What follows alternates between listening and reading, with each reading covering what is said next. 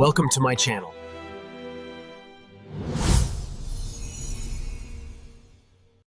The rain in Lochdubh did not fall so much as it drifted, a fine grey haar that clung to the wool of Hamish Macbeth's jumper and turned the surface of the loch into a sheet of hammered pewter. It was the sort of weather that invited a man to stay indoors by a peat fire, but Hamish was currently crouched behind a screen of dripping gorse, his lanky frame folded with the practised ease of a heron. Beside him, Lugs, the ugly mongrel with ears that seemed to belong to two different breeds of dog, let out a soft whine. "Wisht, man," Hamish whispered, his red hair plastered to his forehead. "If the water bailiff hears ye, we'll both be spending New Year's in the cells, and I'll be the one having to book us." Hamish was not technically working. In fact, he was actively avoiding a series of increasingly frantic messages from the station at Strathbane regarding New Year's readiness protocols. To Hamish, readiness for the new year involved ensuring he had enough coffee beans, a bit of salt for the porridge, and, if the spirits moved him, fish was slow enough, a plump salmon for the pot. He cast his line with a flick of his wrist. He was a man who moved with a deceptive, liquid laziness, a man whom the high-flying detectives in the city dismissed as a Highland tutor with no more ambition than a sheep. Hamish encouraged this. Ambition led to promotions. Promotions led to Glasgow or Edinburgh, and cities led to a soul-crushing lack of fresh air and a surplus of people shouting at one another. His peace, however, was not destined to last. The silence of the glen was shattered by the aggressive roar of a high-performance engine, a silver Range Rover, gleaming with a vulgarity that only brand-new money can achieve, splashed through a deep puddle on the road above the bank, sending a plume of muddy water over the very spot Hamish had been eyeing. "Oh, damnation!" Hamish sighed, reeling in his line. The vehicle screeched to a halt near the old Maclean cottage, a humble stone dwelling that had recently been renovated into something involving a great deal of glass and chrome. Out stepped Julian Vane Bob Bra. Arna was a Sassenach of the most exhausting variety. He was a property developer from London who had moved to Lochdubh 3 months prior with the stated intent of invigorating the local economy, which mostly involved complaining about the smell of manure and trying to ban the village sheep from wandering onto his gravel driveway. He was dressed in a tweed shooting jacket that looked like it had never seen a day's rain and leather boots that cost more than Hamish's annual heating allowance. "Bah, Macbeth!" Vane shouted, spotting the red-haired policeman climbing up the bank. "I know you're poaching. I can see the rod." Hamish put on his most vacant, wide-eyed expression, the one he reserved for tourists' and tax inspectors. "Poaching, Mr. Vane? I was just checking water levels. The rain, you see, very dangerous for the foundations of these modern houses." Vane marched over, his face a shade of pink that suggested a high-pressure lifestyle and a higher-pressure gin habit. "Don't give me that Highland blarney. I want to talk about the first footing party tonight. I've sent invitations to the right people in the village, but I'm told there's some ridiculous tradition about a dark-haired man and a piece of coal. I want you to ensure no undesirables use it as an excuse to loiter on my property." "It's just Hogmanay, sir," Hamish said mildly. "A bit of luck for the coming year, though being fair-haired myself, I'm not much used to it yet." "But it's a security risk," Vane snapped. "I have original Hockneys on the walls. I don't want a bunch of drunken crofters trampling mud into my Persian rugs under the guise of tradition. I expect you to patrol the perimeter." Hamish looked at the rain, then at Vane's pinched, arrogant face. "I'll certainly keep an eye out, Mr. Vane, though in Lochdubh, the only thing that usually breaks into a house on New Year is a gust of wind or a neighbour carrying a bottle of grouse." "You're just do your job, Macbeth. If I find so much as a fingerprint on my glass, I'll be calling the chief constable. I have influence, you know." Vane turned on his heel and stomped back to his glass fortress. Hamish watched him go, his hazel eyes narrowing. There was a coldness in Varney that didn't sit well with the village. The man treated Lochdubh like a postcard he was trying to edit, unaware that the ink was permanent and the locals had long memories. "Well, Lugs," Hamish said, patting the dog's wet head, "I think the new year is going to be a noisy one. Let's go have a coffee before the world ends." He turned back toward his small police station. the smell of damp earth and wood smoke filling the air, unaware that by the time the bells chimed midnight, Julian Vane would have much bigger problems than mud on his rugs.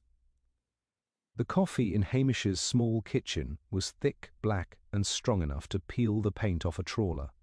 He sat by the peat fire, the steam rising from his damp trousers, while Lugs gnawed contentedly on a bone of dubious origin. The peace of the station was a fragile thing, usually preserved by Hamish's ability to remain invisible, but the encounter with Julian Vane had left a sour taste in his mouth that even the high-quality beans couldn't quite wash away. He looked at the clock on the wall. It was nearing 10 in the evening. In the village of Lochdubh, Hogmanay was usually a marathon of hospitality, but Vane's presence had cast a shadow over the festivities. The locals were gathered at the Lochdubh hotel, drinking to keep the cold out, while Vane was reportedly hosting his own exclusive soiree, featuring imported champagne and a guest list that didn't include anyone who actually lived in the county. Hamish was just considery. A second cup when the telephone began to shrill. He stared at it for a long moment, hoping it might realize it wasn't wanted and stop, but it persisted with a frantic, rhythmic urgency. He sighed and picked up the receiver. It was Mrs. Wellington, the minister's wife, her voice hovering somewhere between indignation and genuine alarm. "Hamish, you must come up to the old Maclean place, that Vane man's house. There's been a most dreadful commotion. I was walking back from the manse with a tin of shortbread for the curries when I heard the most appalling sound, like a crate of glass being dropped from a great height, and then a silence that didn't sound right at all." "I'm sure it's just the wind, Mrs. Wellington," Hamish said, already reaching for his heavy waterproof coat. "Mr. Vane has a lot of glass, and the wind is rising bar." It wasn't the wind, Hamish Macbeth. It was a scream. A very short, very expensive-sounding scream. "You get up there this instant." Hamish hung up, buckled his belt, and whistled for Lugs. The walk up the brae was a struggle against a gale that seemed determined to push him back toward the safety of his bed. As he approached Vane's glass-fronted monstrosity, he noticed the front door was standing wide open, banging rhythmically against the interior wall. The silver Range Rover was still in the drive, but the house itself was eerily dark, save for a single flickering light in the main drawing room. He stepped inside, his boots squeaking on the polished marble floor that Vane had been so worried about. "Mr. Vane?" Hamish shouted, his voice echoing. "It's the police. Is everything all right?" There was no answer, only the sound of the rain lashing against the floor-to-ceiling windows. Hamish moved toward the drawing room, Lugs growling low in his throat, his hackles raised. The scene inside was one of chaotic, expensive ruins. One of the original Hockneys Vane had bragged about had been knocked off the wall, the frame shattered. A pedestal holding a modern bronze sculpture had been overturned, and there, in the centre of a very large, very white Persian rug, lay Julian Vane. He was quite dead. The manner of his passing was particularly undignified. He was dressed in a flamboyant silk dressing gown, and he appeared to have tripped or been pushed backward. In a stroke of dark irony that Hamish suspected the village would talk about for decades, Vane had fallen directly into a decorative, oversized New Year's hamper. His head was submerged in a large crystal punch bowl filled with a murky amber liquid, presumably the Varney signature punch, and his legs were kicked out at an awkward angle, tangled in ribbons and gourmet crackers. A single piece of coal, the traditional gift for a first-footer, sat mockingly on his chest. Hamish knelt down, checking for a pulse he knew wouldn't be there.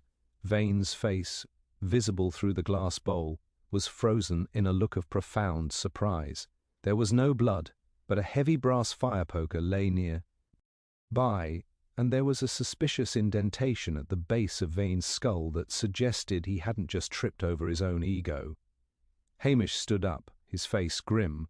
He looked around the room, his eyes catching details that a more hurried man might miss: the way the glass door to the terrace was unlocked, the smell of an unfamiliar cheap tobacco cutting through the scent of expensive cologne, and the fact that there were 2 used champagne flutes on the table, despite Vane's claim that he was waiting for the right people. "Oh, man," Hamish muttered to Lugs. "You've gone and ruined the new year for everyone, Mr. Vane, especially for me." He knew what would happen next. He would have to call it in. The quiet, rain-soaked peace of Lochdubh was about to be invaded by the heavy boots of the Strathbane CID. He could almost hear the sirens already, cutting through the Highland mist, and with them, the inevitable arrival of Detective Chief Inspector Blair. Blair would be red-faced, smelling of stale cigarettes and bile, and he would look at Hamish's wet hair and unkempt appearance with a loathing that was almost professional.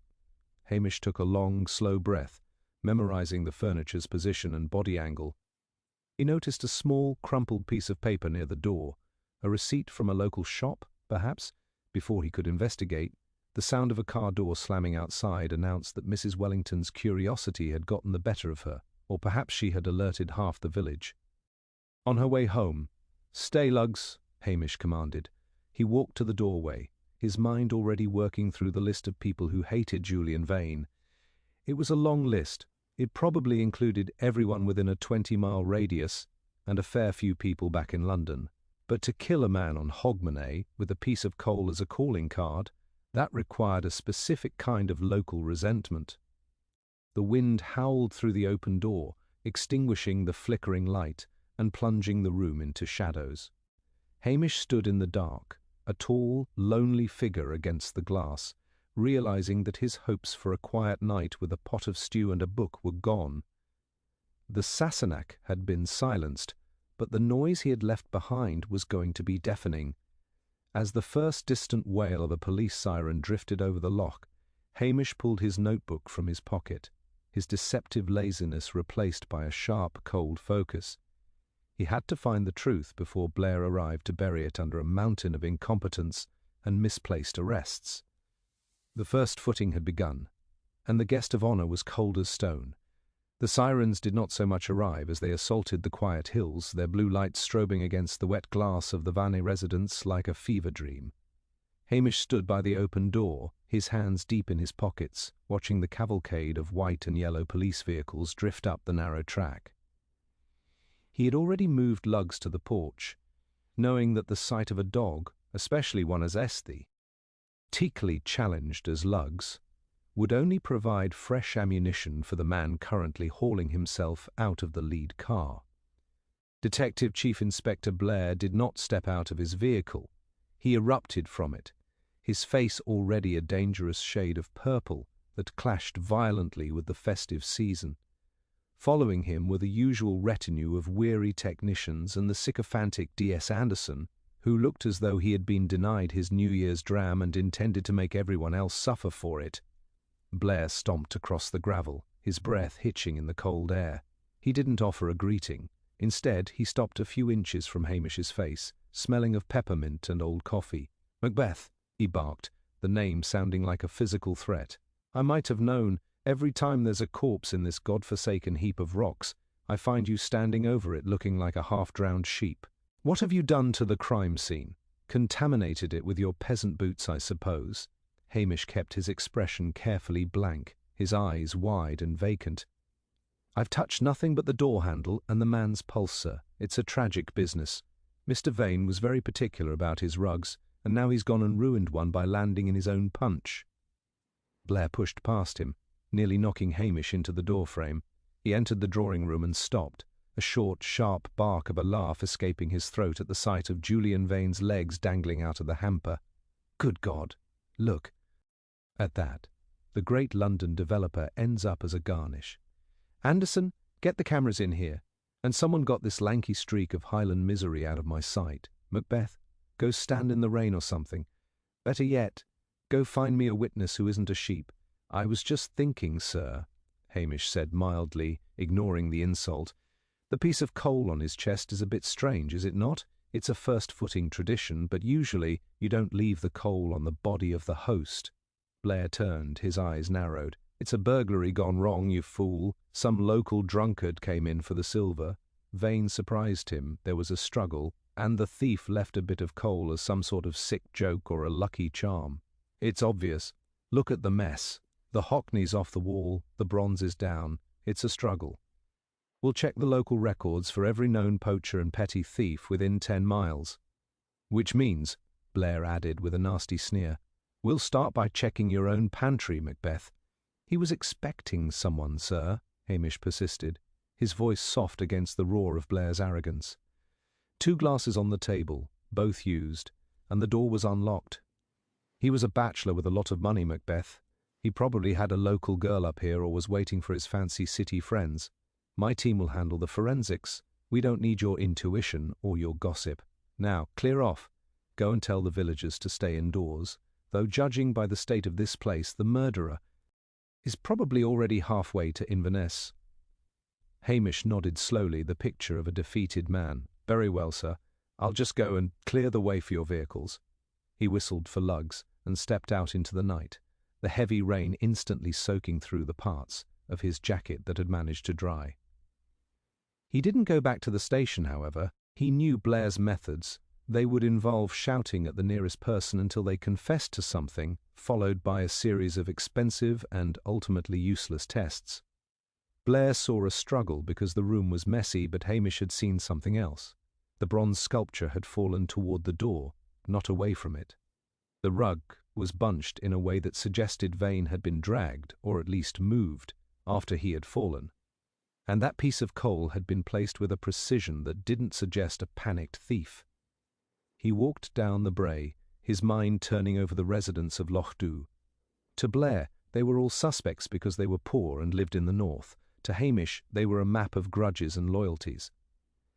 He decided to start his mooching at the Lochdubh Hotel. If there was a secret to be found, it would be buried under the din of Hogmanay celebrations. The hotel was a hive of warmth and steam when he entered. Mrs. Hogg, the proprietor, was behind the bar, her face tight with the kind of stress only a New Year's crowd can produce. The room went quiet for a heartbeat as Hamish entered, the blue lights still vis. Eyeball through the windows, reflecting off the dark loch. "Is it true then, Hamish?" Archie MacLean asked, leaning over his pint. "Is the Sassenach dead? They say he drowned in a vat of his own wine." "He's dead enough, Archie," Hamish said, sliding onto a stool at the far end of the bar. "DCI Blair is up there now, making a grand mess of things. He thinks it's a local thief." A ripple of uneasy laughter went through the room. "A thief," Mrs. Hogg snorted, wiping a glass with unnecessary vigour. "The only thing worth stealing in that house was the man's ego, and nobody wanted that. He owed money all over the village, Hamish. He had Billy Laughlin out 3 times to fix the heating and refused to pay because Billy's van lowered the tone of the driveway." Hamish leaned forward, his eyes catching the light of the peat fire. "Is that so? And who else did he rub the wrong way? I saw 2 glasses on his table. He was expecting a visitor." Mrs. Hogg leaned in, her voice dropping to a conspiratorial whisper. "He wasn't waiting for a girl, Hamish. He was waiting for a dark-haired man. I saw him earlier today at the post office, arguing with someone in a black car. Not a local car either. A sleek thing, dirty with road salt. He looked frightened, Hamish. For all his shouting and his hockneys, Julian Vane looked like a man who knew the bill was finally coming due." Hamish took a slow sip of the water Mrs. Hogg had placed in front of him, his mind already drifting back to the crumpled wreck. Iped he had seen on the floor. He needed to get back into that house before Blair's team scrubbed the truth away, but first he needed to know who that dark-haired man was. The wind rattled the hotel windows, and Hamish felt the first shiver of a very different kind of cold. The mystery was no longer just about a disliked outsider. It was about the shadows he had brought with him to the Highlands. The warmth of the Lochdubh Hotel was a deceptive cocoon, thick with the smell of spilled ale and damp wool, but Hamish could feel the prickle of eyes on his back as he contemplated Mrs. Hogg's revelation. A dark-haired man in a salt-stained car did not fit Blair's theory of a local poacher looking for silver spoons. It suggested a world beyond the Great Glen, a world of contracts, debts, and the sort of men who didn't mind driving hundreds of miles to settle a score on a holiday. Hamish finished his water, nodding to Archie MacLean, and slipped out the side door before Blair's sergeant could come looking for him to do the paperwork. He needed a different perspective, one that understood the world Julian Vane had come from, and there was only one person in the vicinity who possessed both the intellect and the social standing to provide it. Priscilla Halberton Smythe was sitting in the morning room of Tommel Castle, though at this hour it was bathed in the amber glow of several silk-shaded lamps. The castle, perched on its own rise overlooking the village, always seemed to Hamish like different country entirely. He stood in the doorway of the room, his wet cap in his hand, feeling particularly lanky and out of place in his sodden uniform. Priscilla looked up from a thick volume of history, her blonde hair catching the light, her cool, aristocratic beauty as steadying as a compass needle. She didn't look surprised to see him. In Lochdubh, a murder was usually followed by Hamish Macbeth appearing on one's doorstep looking for a sounding board. "I heard the sirens, Hamish," she said, her voice like silk. "My father is convinced it's the revolution finally arriving, but I assumed Mr. Vane had simply offended someone to the point of physical violence." "Was I right?" "You usually are, Priscilla," Hamish sighed, sinking into a chair that likely cost more than his police jeep. He told her about the hamper, the punch bowl, and the single piece of coal. He also mentioned the 2 glasses and the dark-haired man Mrs. Hogg had spotted. "Blair thinks it's a local thief. He's currently trying to find a way to blame the entire village for being poor, but it doesn't feel right." Vane was a man of many enemies, but this felt planned, or at least symbolically messy. Priscilla set her book aside, her blue eyes sharpening with interest. "Julian Vane wasn't just a developer, Hamish. He was a shark in a very small pond. I met him at a charity gala in Inverness last month, and he spent the entire evening trying to convince me to invest in a leisure complex on the North Sid. Of the Loch, he was desperate. The property market in London has turned, and men like Varn don't have savings. They have revolving credit. If he was expecting a visitor on Hogmanay, it wasn't a friend. It was likely an investor he had cheated or a partner who was tired of waiting for a return." "A partner," Hamish mused, his mind flashing back to the crumpled receipt he had glimpsed. He was arguing with a man in a black car at the post office. Mrs. Hogg said Vane looked frightened. "It takes a lot to frighten a man that is arrogant. The coal is the interesting part," Priscilla continued, standing up to pace the rug. "In the city, first footing is a quaint story, but here it's a ritual, to leave a piece of coal on a dead man's chest. It's as if the killer was saying, 'Here is your luck for the year.' It's a very Scottish insult, Hamish. It suggests that while the motive might be financial, the hand that held the poker knew exactly how to hurt a Highlander's pride, or how to mimic one." Hamish watched her, admiring how her mind worked. She saw the social layers that he often ignored in favor of human greed. "So we have a man who owes money, a mysterious dark-haired visitor, and a crime scene that looks like a struggle but feels like a stage play. Blair is going to arrest Billy Loughlin because Billy was seen shouting at Vane yesterday over an unpaid plumbing bill. I need to find that car, Priscilla." "Then you should talk to Patel at the curry shop," she suggested. "Lean in. G against the mantelpiece. He stays open late for the Hogmanay crowd, and his shop is right at the junction where the road splits toward the coast and the south. If a black car left the village after 10 o'clock, he would have seen it." Hamish stood up, feeling the weight of the night pressing in. "Thank you, Priscilla, and Happy New Year, if it's not too late to say it." She gave him a small, enigmatic smile. "It's barely begun, Hamish. Be careful. If this man killed Vane over a bad investment, he won't think twice about a village policeman who gets in his way." Hamish stepped back out into the cold, the wind now a ferocious gale that whipped the salt spray off the loch. He made his way to Mr. Patel's shop, the neon sign flickering open in a sea of darkness. Mr. Patel was a man of infinite patience and even more infinite gossip, and as Hamish walked in, the smell of turmeric and cumin acted as a brief warm balm to his senses. "Macbeth. A terrible night," Patel said, shaking his head. "I hear the Sassenach has met a sticky end. Literally, if the rumours of the punch bowl are true, news travels fast," Hamish remarked, leaning on the counter. "Did you see a black car, Mr. Patel? Dirty with salt, driven by a man with dark hair. It would have been heading out of town maybe 45 minutes ago." Patel nodded slowly. "I did." "But he didn't head for the South Road, Hamish. He turned toward the old pier. I thought it was strange. There's nothing out there but the abandoned sea, Annery, and the wind. He was driving fast, like the devil was chasing him, or like he was trying to catch something before it left." Hamish's heart sank. The old pier was a lonely, crumbling place, but it was also a spot where a small boat could be tucked away out of sight of the main village. If the killer wasn't driving out of the Highlands, but sailing out, he would be gone before Blair even finished his first cigarette at the crime scene.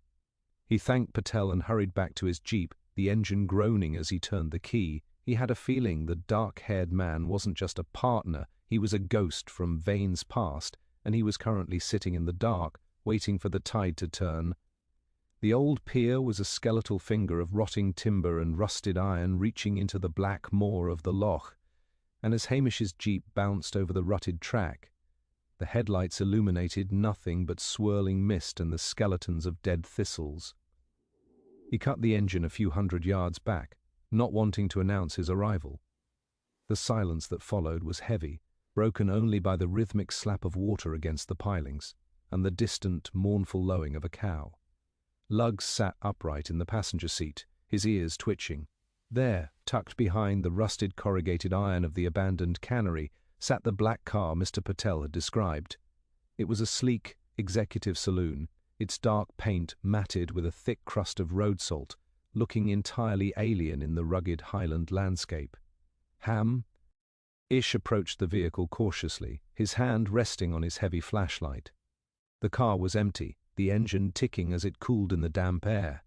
He peered through the window and saw a leather briefcase on the passenger seat and a discarded map of the Highlands.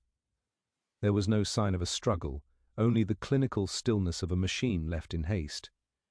He turned his gaze toward the water. A small, inflatable rib was tied to the end of the pier, bobbing violently in the swell. A figure was huddled there, dressed in a dark overcoat, fumbling with the outboard motor. "It's a cold night for a boat trip," Hamish shouted, his voice carrying easily over the wind. The figure froze, then slowly stood up. As the man turned, the beam of Hamish's torch caught a face that was sharp, pale, and framed by jet-black hair. He looked less like a murderer, and more like a terrified accountant. This was the man Mrs. Hogg had seen, but as he stepped into the light, Hamish noticed something odd. The man was shivering uncontrollably, and his hands were stained not with blood, but with dark, greasy soot. "I didn't do it," the man stammered, his voice thin and high-pitched. "I found him like that. I went there to get my money back, but the door was open and the house was... It was a nightmare. I panicked. I thought if I stayed, they'd blame me because of the history." "And what history would that be, mister?" Hamish prompted, moving closer. "Ferguson. Marcus Ferguson. I was Vane's lead architect until... He cheated me out of 3 years of commissions. I came here to confront him, to demand what I'm owed before he fled the country. But when I got there, he was already in that bowl. I saw the coal on his chest, and I just ran. I thought I could get to my boat, get across the loch to my cottage where no one would look." Hamish looked at the man's soot-covered hands. "And the coal, Mr. Ferguson? Did you put it there?" "No. I tripped over the hearth when I saw the body. I fell into the grate. That's why I'm covered in this filth. I didn't touch him, I swear." Before Hamish could ask another question, the sound of heavy tires crunching on gravel announced a secondary arrival. A police van screeched to a halt behind Hamish's jeep, and DCI Blair tumbled out, followed by a squad of officers. Blair's face was a mask of triumphant rage. He had evidently been tracking the car via the CCTV cameras at the village entrance, a rare bit of efficiency that he was clearly enjoying. "Move aside, Macbeth," Blair bellowed, shoving Hamish toward a puddle. "We've got him. Anderson, cuff this man. We found the murder weapons match in his car, or we will soon enough. Look at him, covered in soot, trying to flee in a rubber dinghy. It's a textbook case of a disgruntled employee taking bloody revenge." "Sir, I don't think he's your man," Hamish said, trying to maintain his footing. "He's too small to have moved Vane into that hamper, and the soot is from a fall, not a calculated ritual. If he were the killer, he wouldn't be sitting here struggling with a flooded engine. He'd have been gone 20 minutes ago." Blair ignored him, his eyes bulging with the excitement of a quick result. "Shut up, you Highland simpleton. He's got the motive, he's got the soot, and he was fleeing the scene. It's an open and shut case. I'll have a confession out of him by sunrise in Strathbane. Take him away." As Ferguson was dragged toward the van, protesting his innocence in a series of frantic yelps, Blair turned back to Hamish, poking a finger into his chest. "And as for you, Macbeth, stay out of my way. You've done nothing but contaminate this investigation with your presence. I'm going back to that house to finalize the report. By tomorrow morning I'll be on the news, and you'll be back to counting sheep." Hamish watched the van speed away, the red taillights disappearing into the hair. He stood on the pier, the wind whistling through the gaps in the wood. Blair was convinced he had his man, but Hamish knew the DCI's arrogance had blinded him to a glaring inconsistency. Ferguson was indeed covered in soot, but the piece of coal on Vane's chest hadn't been a dusty, jagged lump from a fireplace. It had been a polished, decorative piece of anthracite, the kind used for displays or high-end parlour stoves, not the rough peat and coal mix found in the Maclean cottage's old grate. Furthermore, Ferguson's car had been salt-stained from a long drive, but the floor mats were clean of the speckbur. Ific, white gravel found only on Vane's newly laid driveway. If Ferguson had been at the house, how had he walked to the door and back without tracking a single white stone into his vehicle? Hamish looked back toward the village, where the lights of the hotel still glimmered through the rain. He felt a nagging sensation at the back of his mind, a memory of a detail he had seen but not yet processed. It wasn't about who had the most to gain from Vane's death, but who had the most to lose from his presence in Lochdubh. The killer wasn't someone who had driven hundreds of miles. The killer was someone who had been there all along, watching the Sassenach systematically ruin their peace. "Lugs," Hamish said, walking back to his jeep. "Blair is about to make a very big fool of himself, and I think I know why. We need to go back to the station. I need to look at the list of people who were supposed to be at that party, and more importantly, the list of people who weren't invited." He drove back slowly, his mind clicking through the possibilities. The trap was already beginning to form in his head, but he needed one more piece of the puzzle. A piece that was likely sitting in a kitchen somewhere in the village disguised as everyday life. The drive back to the police station was conducted in a heavy, thoughtful silence. Hamish steered the jeep through the winding streets of Lochdubh, his hazel eyes scanning the darkened windows of the cottages. Blair's sirens were a fading echo, but the vibration of the DCI's misplaced confidence seemed to linger in the air like a bad smell. Hamish knew Ferguson was a convenient scapegoat, a man with a motive and a messy face, but the physics of the crime scene simply didn't support the architect's involvement. Ferguson was a man of angles and blueprints. If he were to kill, it would be precise, not a flamboyant display involving a punch bowl and a decorative hamper. No, the staging of the body was the work of someone who felt a deep, personal insult from Julian Vane's very existence in the village. Inside the station, Hamish ignored his cold tea and went straight to the small filing cabinet where he kept his notes on local planning permissions and property disputes. It was a dull collection of papers that Blair would have burned for warmth, but to Hamish it was a record of the village's heartbeat. He pulled the file on the Maclean cottage renovation.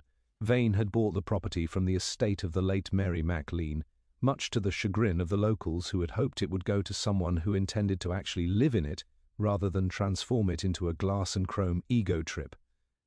Giers flopped down on the rug, letting out a long sigh as Hamish spread a list of names across the desk. These were the people who had officially protested Vane's renovations. At the top of the list was Archie McLean, not the one from the hotel but his cousin, a man known for a temper as short as his stature.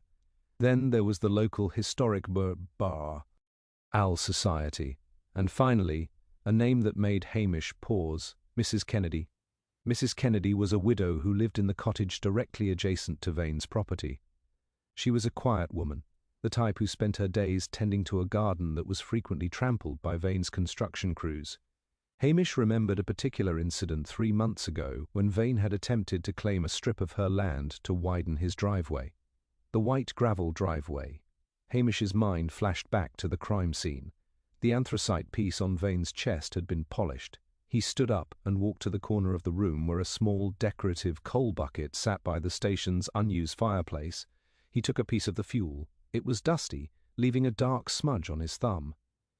He then remembered seeing a very similar bucket in Mrs. Kennedy's window during his patrols, a brass heirloom she kept filled with polished anthracite, more for show than for burning. "It's too petty for a Londoner," Hamish whispered to the empty room. "The coal, the hamper, the humiliation. It's the revenge of someone who has been stepped on for too long." He grabbed his coat again, but before he could reach the door, the bell rang. It was Elspeth Grant, her dark hair beaded with rain, her face pale. As a journalist, Elspeth had a knack for sensing a story before the bodies were even cold, but tonight she looked genuinely shaken. "Hamish, I've just come from the hotel," she said, stepping inside and shaking out her umbrella. "Bly R is making a scene. He's telling everyone the case is closed and that he's arresting a man named Ferguson. But I was at the post office earlier today, Hamish. I saw Vane arguing with someone else. It wasn't the man in the black car." Hamish felt a jolt of interest. "Who was it, Elspeth?" "It was a woman," she replied, her voice dropping. "She was shouting at him about the stones. I thought she meant build, but she looked absolutely murderous." Vane just laughed at her, Hamish. He laughed in her face and told her that her little patch of dirt was going to be the new site for his guest house. "Mrs. Kennedy?" Hamish asked. "No," Elspeth said, shaking her head. "It was the sister, Agnes. She's been with Mrs. Kennedy since the summer. She used to be a housekeeper for a big estate down south. She knows all about proper service and proper manners. She's the one who's been organising the silent protest against Vane." The pieces began to shift in Hamish's mind, clicking into a new, more sinister pattern. A housekeeper would know exactly how to stage a room to look like a struggle. She would know the weight of a brass poker and the exact humiliation of being found face down in a punch bowl. And she would have access to that polished anthracite. "Blair is going to let the real killer sit right under his nose while he chases Ferguson to Strathbane," Hamish said, his voice grim. "He thinks he's solved it because he found a man with soot on his hands, but he's missed the person why—" The grudge in her heart. "What are you going to do?" Elspeth asked. "Blair won't listen to you. He's already written the press release in his head." Hamish reached for his hat, a slow, deceptive smile spreading across his face.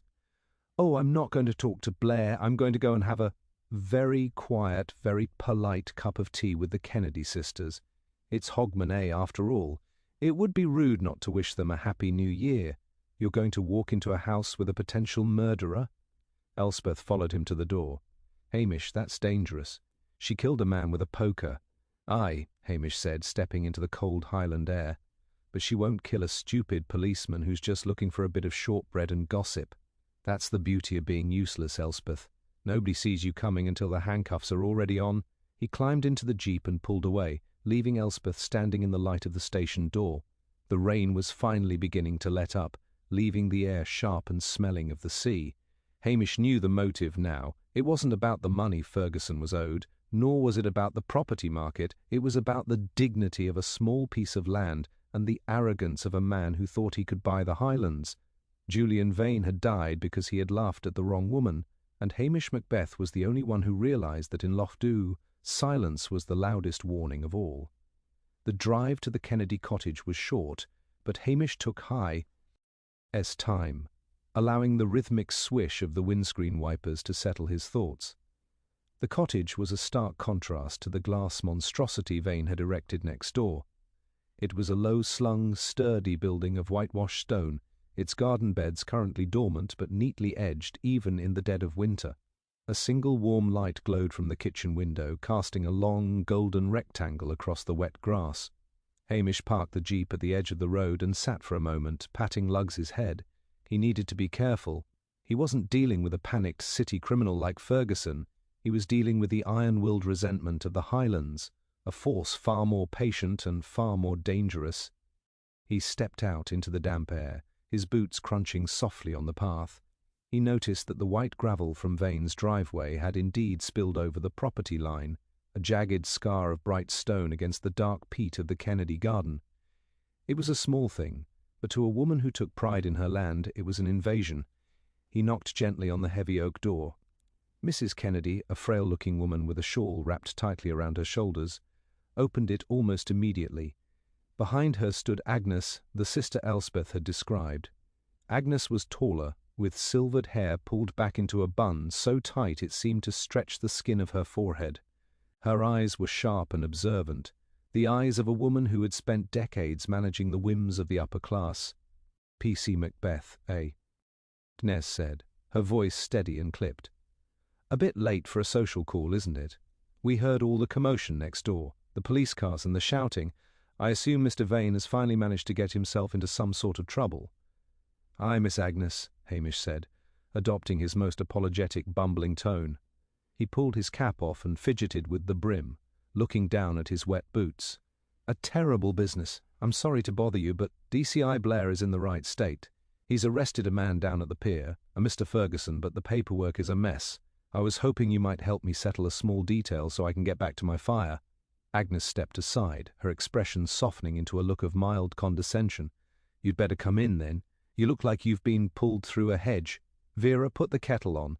The law looks as though it's about to catch a cold." The kitchen was spotless, smelling of lavender and floor wax. Hamish sat at the scrubbed pine table, lugs at his feet, and watched as Agnes moved with the practiced efficiency of a high-end housekeeper. She didn't fumble. She didn't show the slightest tremor of guilt. On the hearth sat the brass coal bucket Hamish had remembered. Inside were several pieces of anthracite, glowing with a dull, oily lustre. "So," Agnes said, sitting across from him while her sister busied herself with the teapot, "what is it that the great DCI Blair has missed? From what we could see through the gorse, he seemed very certain of hymns." "Elf." "Oh, he is that," Hamish agreed, taking a large, noisy slurp of the tea Mrs. Kennedy placed before him. "He's convinced it was the architect. Found him with soot all over his face, you see. Blair thinks the man fell into the fireplace during a struggle. But there's a problem, Miss Agnes. A very small, very silly problem that's bothering my head." Agnes leaned forward slightly, her hands folded neatly on the table. "And what would that be?" "The coal," Hamish said, his voice dropping to a confidential whisper. "You see, there was a piece of coal left on Mr. Vane's chest, a lovely polished piece of anthracite. Now, Mr. Ferguson, the man in the cells, was covered in common soot and peat ash. But Vane's house doesn't even have a working coal fire. It's all underfloor heating and fancy gas logs. Where did that coal come from? It's been keeping me awake, so it has—" There was a brief, heavy silence. The only sound in the room was the ticking of a grandfather clock in the hallway and the soft whistle of the wind in the chimney. Mrs. Kennedy's hand shook slightly as she reached for a sugar cube, but Agnes remained as still as a statue. "Perhaps the killer brought it with them," Agnes suggested calmly. "A tradition, as you mentioned earlier, first footing and all that." "That's exactly what I thought," Hamish exclaimed, beaming at her as if she had just solved a complex mathematical equation. "But then I wondered, why would a man like Ferguson, a Londoner, know this? And why would he have a polished anthracite in his pocket? No, it felt more like someone from the village. Someone who wanted to give Mr. Vane a proper Highland welcome, or a proper Highland goodbye. Someone who was tired of him laughing at them, tired of him spilling his white gravel over their flower beds." Agnes stared at him, her eyes narrowing. The mask of the helpful neighbour was beginning to slip, revealing the cold, hard steel beneath. "Mr. Vane was a plague, Macbeth. He treated this village like a toy. He thought he could move fences and hearts just by waving a checkbook. If someone did kill him, they likely did the world a favour."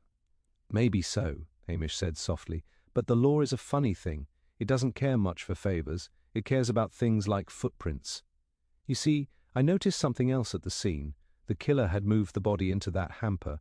It took a bit of strength, or at least a bit of leverage, and they were very careful not to leave any prints on the marble, almost as if they were used to cleaning up after people, used to making sure a room looked just so." He stood up slowly, his height suddenly filling the small kitchen. He wasn't looking like a lazy policeman anymore. "I'm going back to the station now to tell Blair about the coal. I'm sure when he compares the piece from Vane's chest to the ones in your bucket there, he'll find they're a perfect match. Anthracite is rare in these parts, Miss Agnes. Most folks use peat or common coal.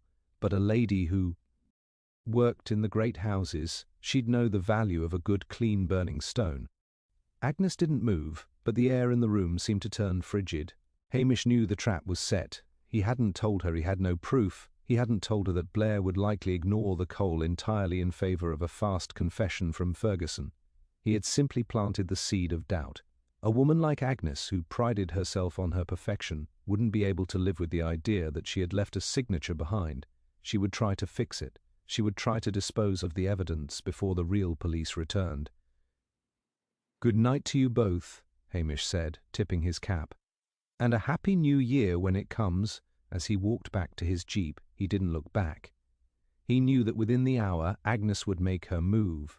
She would take that brass bucket and try to hide the coal, or perhaps return to the scene to see if she could recover the piece she had left as a final, mocking gift. He just had to be there to catch her. The lazy policeman was done for the night. The hunter had taken over. Hamish did not return to the station. Instead, he took the jeep a mile down the road, doused the lights, and doubled back on foot through the thick gorse and heather that lined the ridge overlooking the Kennedy cottage. The rain had ceased, replaced by a biting frost that turned the mud into a treacherous, crackling crust. Lugs followed at his heels, a silent shadow in the silver-grey moonlight. From this vantage point, Hamish had a clear view of both the whitewashed cottage and the glass-fronted crime scene next door. The blue police tape around Julian Vane's house whipped in the rising wind, a plastic ghost guarding a dead man's vanity. He didn't have to wait long. The kitchen light in the Kennedy house flickered. Moments later, the back door creaked open. A figure emerged, cloaked in a heavy dark mantle that blurred her silhouette against the stone walls. It was Agnes. She wasn't carrying the brass bucket, but she had a small sack clutched tightly in one hand, and more tellingly, the heavy brass fire poker from her own hearth in the other. She didn't look like a frail old woman. She moved with the grim, purposeful stride of someone accustomed to hard work and harder decisions. She bypassed the road entirely, slipping through the gap in the hedge where Vane's white gravel had spilled into her garden. Hamish watched through his binoculars as she approached the glass house. He felt a pang of sympathy, though it was quickly tempered by the memory of Vane's face frozen in that punch bowl. Agnes wasn't a cold-blooded assassin in the traditional sense. She was a woman who had reached her breaking point. She had spent a lifetime serving people like Julian Vane, cleaning up their messes and tolerating their whims, only to have one follow her to her final sanctuary and try to pave over it. But sympathy wouldn't stop the law, and it certainly wouldn't stop Blair from ruining the life of an innocent architect. If Hamish didn't act now— Agnes reached the terrace door. She seemed to know exactly where the police had been negligent. She used the poker to lift the latch of a small side window that Blair's team had deemed too high to be relevant. With a grace that belied her years, she hoisted herself up and vanished into the shadows of the house. Hamish signalled to Lugs and began his descent, his long legs eating up the distance with a deceptive speed. He needed to catch her in the act of tampering with the evidence. Specifically, he needed to catch her trying to reclaim that polished piece of anthracite. Inside the Vane residence, the air was cold and smelled of stale alcohol and the copper tang of blood. Agnes stood in the centre of the drawing room, her breath hitching in the darkness. She moved toward the body, which was now covered by a grey police tarp, looking like a discarded piece of furniture. She knelt by the edge of the rug, her fingers fumbling with the heavy fabric. She was looking for the coal, unaware that Hamish had already pocketed it during his second look around. "It's not there, Agnes," Hamish said softly, his voice echoing in the cavernous room. The woman let out a sharp, choked gasp and spun around, the brass poker raised high. Hamish stood in the doorway, his flashlight clicked off, letting the moonlight do the work. He looked tall, tired, and utterly immovable. "I took it," Hamish continued, entering the room. "The piece of anthracite. I couldn't have the real killer taking back their signature, could I? It's the only thing that proves Mr. Ferguson didn't do it. He has the soot of a failure on him, but you have the polish of a professional." Agnes didn't lower the poker. Her face was a mask of cold, concentrated fury. "He laughed at us, Macbeth. He stood on our land and laughed. He told Vera he was going to turn her rose garden into a turnaround for his catering vans. He called us quaint relics. He didn't belong here. He was sick in this village." "So you decided to be the cure?" Hamish asked, his voice steady. "You came in here tonight knowing he'd be alone. You argued with him, and when he turned his back to pour another drink, you hit him. Then you decided to give him a proper send-off. Hamper, punch, coal. You wanted it to be a joke, Agnes, a Highland joke on a man who didn't understand the punchline." "I didn't mean to kill him," she hissed, though she didn't lower the weapon. "I only meant to stun the arrogance out of him, but he fell so poorly, and when I saw him there, I thought of all the years I spent polishing silver for men just like him, men who never knew my name. I wanted him to look as ridiculous as he made us feel." "And the coal?" "The first footer," she said with a ghostly, bitter smile. "I brought him the luck he deserved. Now move aside, Hamish Macbeth. You're a local man, you know what he was. Back to my sister. Let that Londoner in the cells take the blame, he's part of that whirl. Anyway. They'll just give him a fine and a slap on the wrist. I canna do that, Agnes. Ferguson is a fool, but he's no killer. And I'm a policeman, even if I am a useless one. Agnes lunged then with a speed that took Hamish by surprise. She wasn't swinging the poker like a club, she thrust it like a harpoon. Hamish twisted his body, the heavy brass whistling past his ribs and shattering a glass side table. He didn't want to hurt her, but he could see the desperation in her eyes. She had nothing left to lose. She swung again, a wide, desperate arc that caught Hamish across the shoulder, sending a jolt of white-hot pain down his arm. "Down, lugs!" Hamish shouted as the dog moved to intercede. He didn't want the dog biting an old woman, no matter how murderous she was. Hamish ducked under a third swing, closed the distance and wrapped his long arms around her, pinning her elbows to her sides. She fought with the wiry strength of the Highlands, kicking and cursing in a mixture of English and Gaelic, but Hamish held fast. He was a man who spent his days walking the hills and his nights pulling sheep from bogs. He was far stronger than his lazy frame suggested. Gradually the fight went out of her. The poker clattered to the marble floor, and Agnes slumped against his chest, sobbing with a dry, hacking sound that was more about rage than regret. "It's over, Agnes," he whispered. "It's over." He led her to a chair, his own shoulder throbbing. He looked around the ruined room, the shattered glass, and the dead man under the tarp. The first footing had ended in blood and brass. He pulled his radio from his belt, pausing for a moment.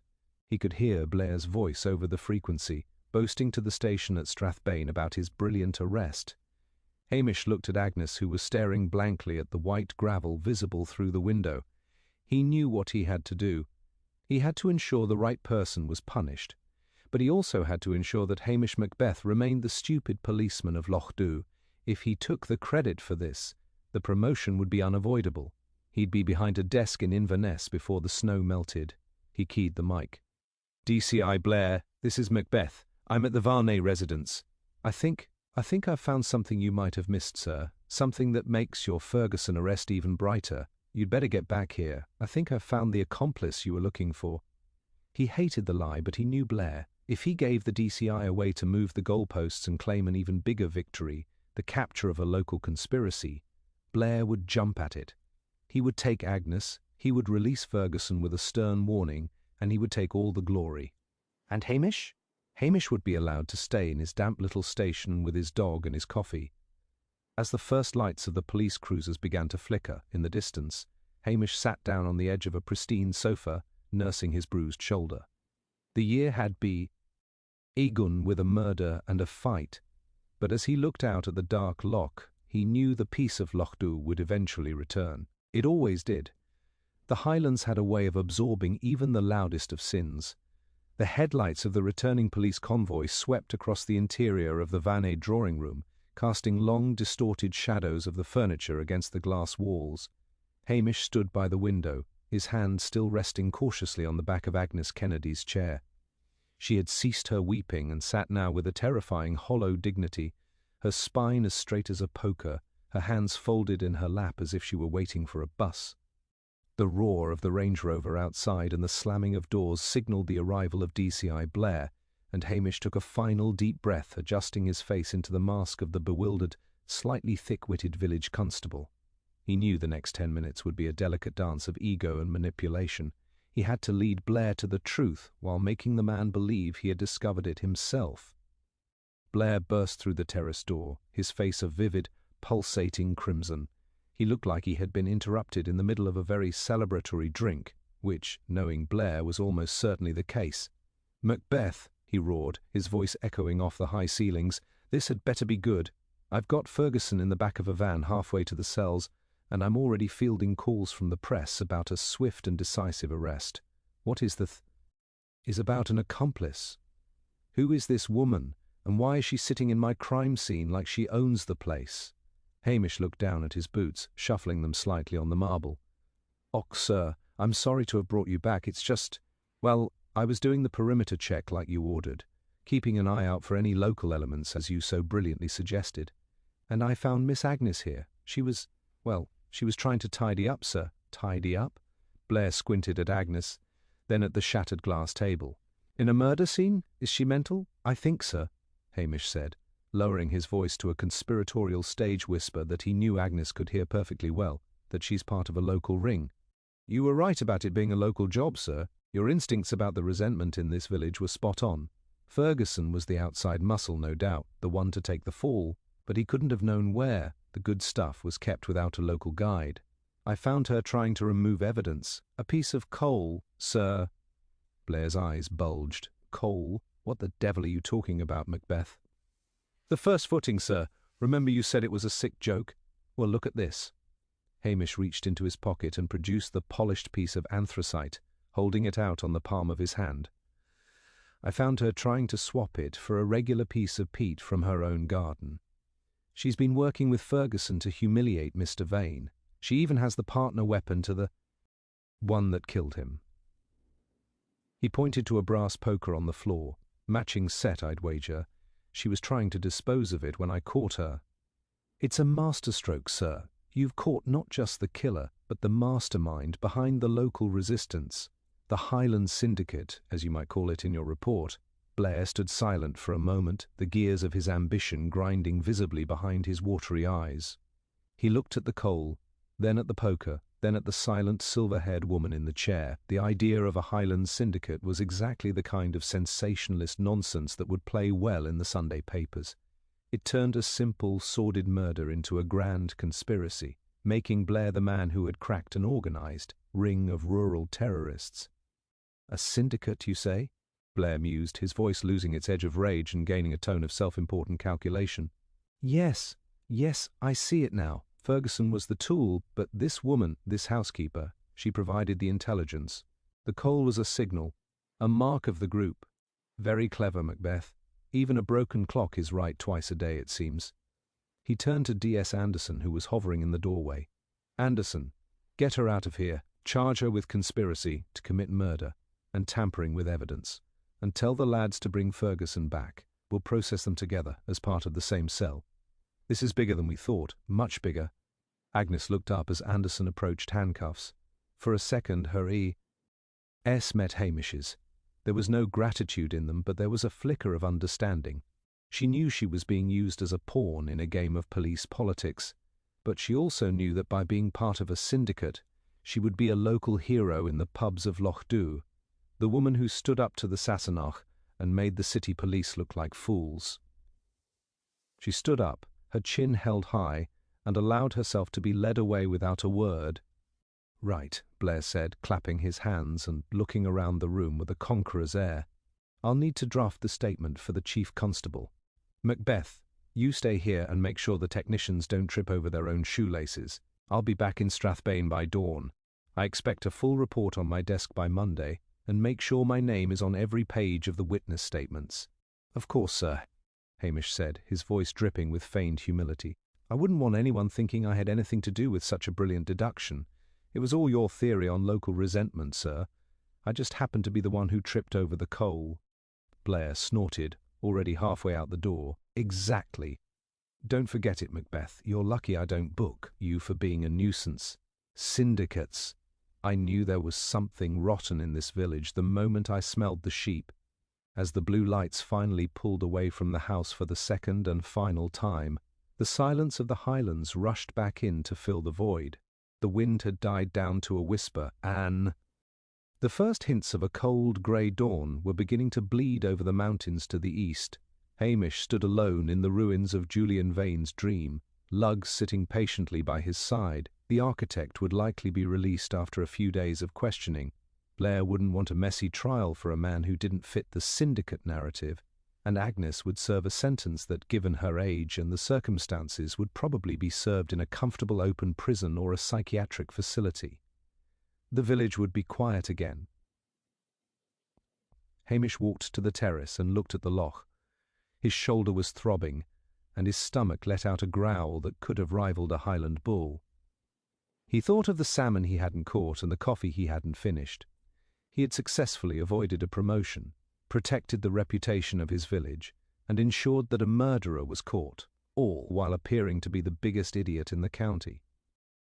"Well, Luggs," he said, patting the dog's damp coat, I think that's enough detective work for 1 year. And the year's only 5. Let's go home before someone else decides to get themselves killed in an interesting way. He stepped out into the crisp morning air, leaving the glass house behind. He felt a strange sense of satisfaction. Julian Vane had wanted to change Lochdubh, to modernize it and make it shine with the cold light of London commerce. But in the end, it was the old ways, the tea, the gossip, and a single piece of coal, that had settled the account. As he climbed into his jeep, Hamish Macbeth allowed himself a small, dry smile. He was still the police constable of Lochdubh, and as long as Blair remained arrogant and the villagers remained silent, he planned to keep it that way for a very long time. The sky over Lochdubh began to turn from a bruised purple to a pale, watery gold as Hamish's jeep rattled down the track toward the village. The air was bitingly cold, the kind of frost that seemed to crystallize the very breath in one's lungs, but for Hamish it was the smell of victory, or rather the smell of a very successful escape. Behind him, the glass fortress of Julian Vane stood empty, a hollow monument to a man who had tried to buy a piece of the Highlands and ended up being consumed by its shadows. Ahead lay the village, still sleeping off the excesses of Hogmanay, oblivious to the fact that their quiet constable had just navigated a political minefield that would have destroyed a more ambitious man. He pulled up outside the police station and sat for a moment, listening to the engine tick as it cooled. Luggs let out a soft, sympathetic whimper, resting his chin on Hamish's knee.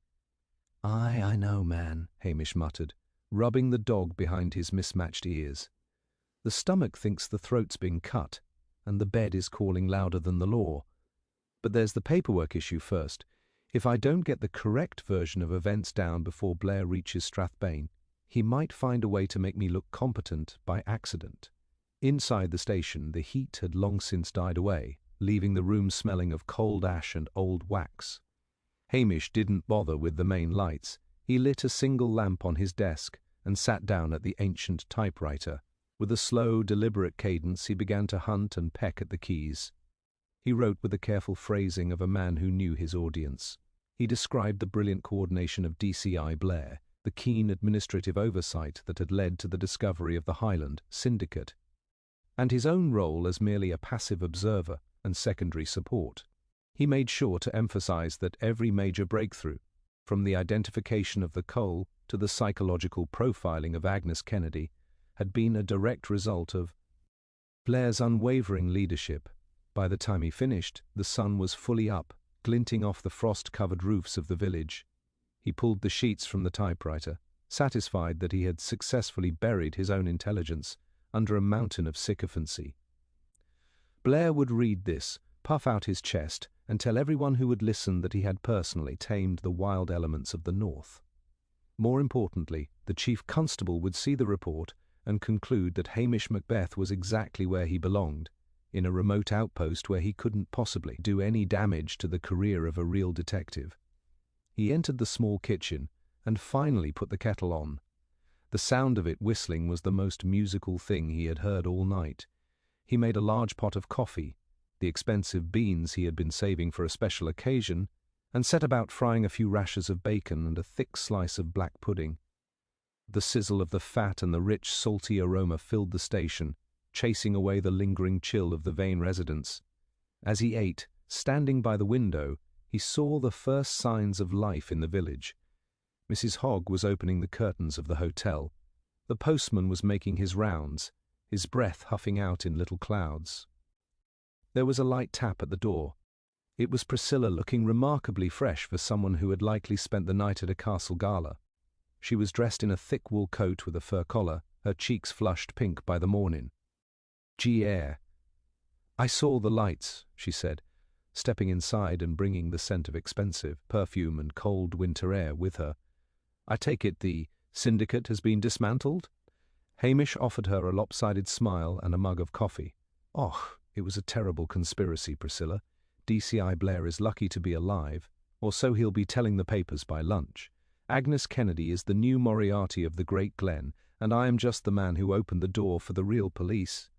Priscilla took a sip of the coffee, her eyes dancing with an amused, knowing light. "You're a terrible liar, Hamish Macbeth. You've saved that poor architect's life and managed to keep your job at the same time." My father is already complaining that the police presence disturbed the deer, but I think he's secretly relieved that Mr. Vane won't be building any more glass houses on the loch side. The Highlands have a way of pruning the garden, Priscilla, Hamish said softly. Vane was a weed that didn't know where he was growing. Agnes was just a very sharp pair of shears. They stood in silence for a moment, watching the mist rise off the water. It was a fragile piece, the kind that only exists in the aftermath of a storm. Hamish knew that within a week the scandal would be the talk of the county. But within a month it would be just another story told over a drama at the hotel, a cautionary tale about the man who fell in the punch. The next newcomer would forget, replace Julian Vane with more Oni than sense, and Agnes Kennedy would become a legend of local drag. "Will you come up to the castle for dinner tonight?" Priscilla asked as she turned to leave. "My father wants to hear the official version, and I want to hear the one where you actually did all the work." "I think I'll stay here, Priscilla," Hamish replied, patting his pocket where the last piece of shortbread resided. "I have a date with a pot of stew and a very long sleep. The law can look after itself for a day or two." After she left, Hamish finished his breakfast and fed the last scrap of bacon to Lugs. He felt the weight of the night finally begin to lift, replaced by a profound, bone-deep weariness that felt like a reward. He moved to the small armchair by the fire, which he had finally coaxed into a warm orange glow. He picked up a book, but his eyes wouldn't focus on the words. He looked at the telephone, half expecting it to ring with another crisis, another body, another demand from Strathbane. But the line remained silent. Lochdubh was back to itself. The mountains didn't care about property developers or syndicates. The loch didn't care about polished anthracite or brass pokers. The ancient, indifferent beauty of the place remained untouched, a vast landscape that tolerated the small dramas of men without ever truly noticing them. Hamish pulled a blanket over his legs, the heat from the peat fire beginning to seep into his tired bones. He was a man who asked for very little, a bit of peace, a good dog, and the right to live his life without being told what to do by people who didn't understand the wind. As he drifted off to sleep, the last thing he heard was the sound of the Atlantic gale beginning to pick up again, rattling the window pane of the station. It was a lonely sound, but to Hamish Macbeth it was the sound of home. He had survived another new year, solved another mystery, and kept his precious lazy freedom intact. The first footing was over, and the luck of the village, and its red-haired policeman, seemed set to hold for at least another year.